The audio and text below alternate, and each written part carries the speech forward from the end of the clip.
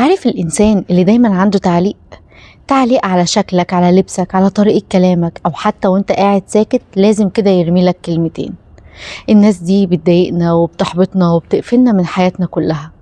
عشان كده النهاردة في الفيديو هنتكلم عن ازاي اتعامل مع النقد، ايه الردود الذكية اللي ممكن اردها على الأسئلة السخيفة والتعليقات السخيفة من الناس اللي حوالينا، وازاي امنع نفسي ان انا اتأثر نفسيا بالنقد ده. اول خطوة، افهم اللي بينقدك ده بينقدك ليه. يعني هل هو حد قريب منك وبيحبك وبينقدك عشان فعلا عايزك تكون احسن وقاصد ان هو ينصحك، بس ممكن تكون طريقته غلط شوية، لكن هو فعلا بيحبك وعلاقتكم تسمح بده؟ ولا حد عامل فيها بيحبك عشان يستغل ده ان كل شوية يرمي لك دبش وكلام يضايقك ويوجعك؟ الانسان ده بيبقى عنده عقدة نقص، بيبقى شايف نفسه قليل او عايز يبان اعلى من الناس اللي حواليه بانه يقلل من كل الناس. تاني خطوة، ان البني ادم اللي بينقدك ده لو لقيته من النوع التاني اللي هو النوع اللي قاصد يقلل منك ويسخر منك، لازم تحط له حدود واضحة. اي حاجة يقولها لك لازم ترد عليها وما تسكتش علشان ما يسوقش فيها ويقعد يزيد. تعالوا مثلا نفترض شوية حاجات من السخيفة اللي بتقابلنا دايما وممكن نرد عليها ازاي. لو انت داخل مثلا فرحان ان انت عملت انجاز في شغلك، اشتريت حاجة جديدة، عملت حاجة ريحتك وحسستك ان انت مبسوط وعملت انجاز، هتلاقي حد كده واقف سخيف بيقولك ايه يعني كل الانبساط والهيصة اللي انت عاملها دي على ده؟ انت شايف يعني ان انت كده عملت حاجة اصلا؟ ما عادي، ده بيحصل كتير، ما ده بيحصل كل يوم، او انت مقفر. ممكن ببساطة تقوله لو دي حاجة مش عاجباك تمام، دي حاجة ترجع لك، بس انا عن نفسي انا شايف ان ده انجاز ومن حقي افرح بحاجة انا حاسس انها بالنسبة لي انجاز. حضرتك عايز تفرح معانا اتفضل، مش عايز فتمام برضه. وهتقابلي النوع اللي يحب دايما يعلق على شكلك ولبسك ويقعد يتريق عليه. النوع ده ردي عليه بهدوء وانتي مبتسمة، ما تبينيش ان ممكن يكون الكلام ضايقك، وقولي له ببساطة ميرسي جدا، انا حابه شكلي كده، انا شفت نفسي في المرايه قبل ما انزل وانا تمام وحاسه ان ده اللي مريحني. انا ما عنديش اي مشكله ان انت تقولي رايك، بس ممكن تخلي رايك وقت ما انا مطلوب رايك. وهتلاقي واحد قاصد ان هو يكلمك بسخريه ويقلل منك، زي مثلا كل ما تقول حاجة يقعد يتريق عليها، يكرر كلامك باستغراب، يقول نكت على كلامك، او يقولك انت بتشتغل كذا. يا عم هي دي اسمها شغلانة اصلا؟ البني ادم ده ترد عليه بوضوح وتقول له لو سمحت، عايز تقول حاجة تقولها باحترام، يا كده يا ما تتكلمش اصلا. البني ادم ده ما تدلوش اي فرصة، لازم ترد عليه بطريقة حادة وواضحة جدا، لان انت لو هزرت معاه وخدت كلامه بهزار وحاولت يعني قال انت بتحرجه وبتاع، هيسوق فيها. ولو انت سكت هيزيد، ولو انت رديت عليه بطريقته يبقى انت اللي خسرت نفسك وخسرت احترامك وهو اللي نزلك لمستواه. فالبني ادم اللي زي ده مهما عملت مش هيسكت، فقولها له صراحة لو سمحت، يا تتكلم باحترام يا مالكش كلام معايا اصلا.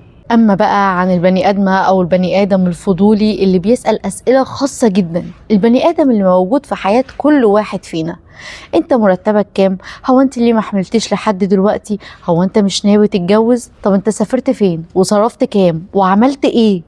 البني ادم ده بقول له انا ما عنديش اي مانع ان انا ارد عليك، بس في حالة واحدة بس، اديني مبرر او سبب منطقي.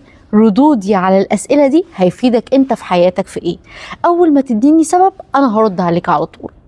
فهتلاقيه رجع كده خطوتين لورا وقال لك ايه يا عم انت قفوش ليه؟ انا بس بطمن عليك. قول له انا بطمنك، انا زي الفل. فكده احنا اتكلمنا عن نقطتين في التعامل مع النقد. النقطة الاولى او الخطوة الاولى ان انا اعرف مين اللي بينتقدني، هل هو بينتقدني عشان بيحبني فعلا ولا هو حد قاصد يقلل مني. والخطوة التانية ان انا ارد ردود ذكية وواضحة واحط حدود لاي بني ادم قدامي.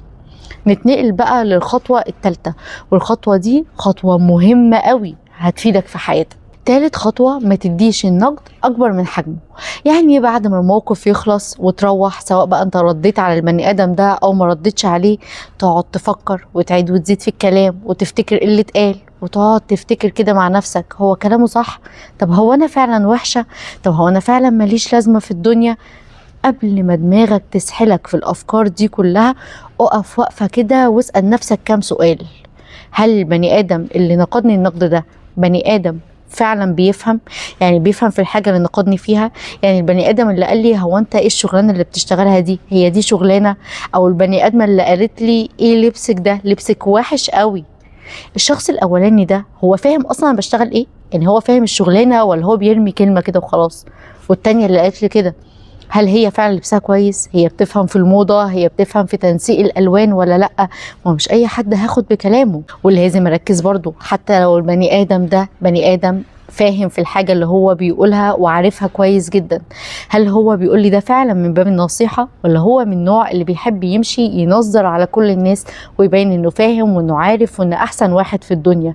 لازم اركز ده حد انا اخد منه كلام فعلا، ولا دي طبيعته ان هو سخيف وخلاص. وبعد ما ترد على الاسئلة دي هتبدأ تاخد القرار، انت فعلا محتاج تغير او تعدل حاجة في حياتك عشان تكون احسن وتكون انت راضي عن نفسك، ولا كل اللي محتاجه انك تعيد نظر في الناس اللي في حياتك تاني وتبدأ تخرجهم من حياتك او تسد ودنك عنهم. ورابع خطوة، طنش. مش كل كلمة تتقالك ولا كل موقف يحصل قدامك تقعد تركز فيه وتخليه يقعد يزن في دماغك ويعيد ويزيد. ممكن على فكرة بني آدم يبقى قال كلمة بهزار ما يقصدش بيها نقد ولا يقصد بيها حاجة، لسانه فلت، بس انت بسبب ان دماغك عمالة تعيد وتزيد في الكلام، تعيد وتزيد في الكلام، انت اللي بتركز مع الفكرة وتبدأ تحس ان انت فعلا اللي فيك مشكلة. فطنش وعدي، ومش كل حاجة تدق عليها. احنا كده خلصنا ايه الخطوات اللي ممكن نعملها مع الناس اللي بتنتقدني.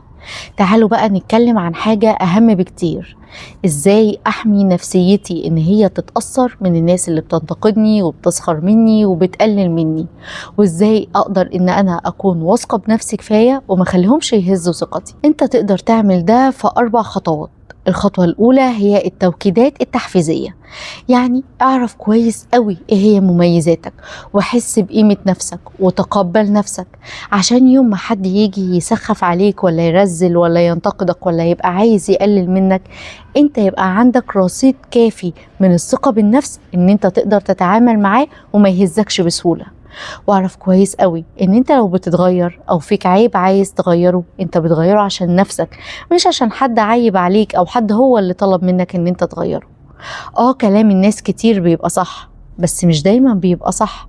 كلام الناس ممكن يبقى صح بس عبارة عن وجهة نظر مختلفة عن وجهة نظرك، اللي يليق مع الناس ما يليقش عليك.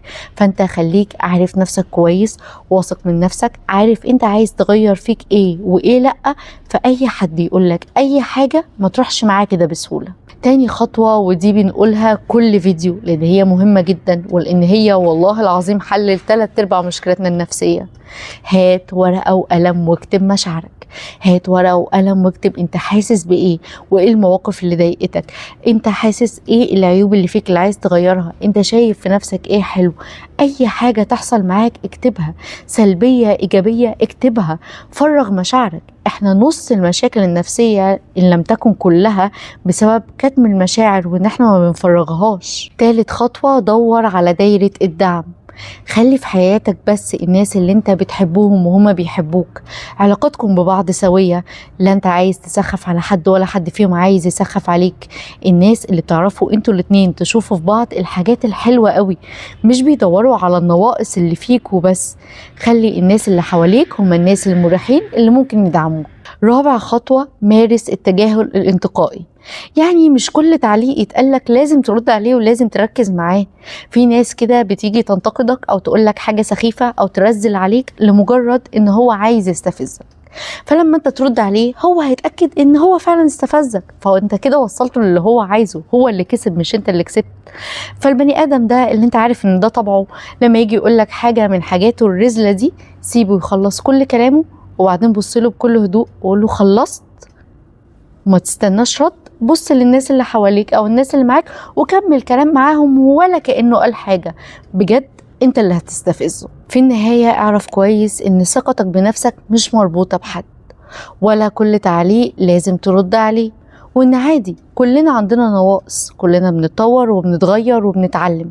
المهم ان انت تشوف ايه الصورة اللي انت عايز تبقى عليها ومريحاك وتكون عليها، غير كده محدش يفرق معاك.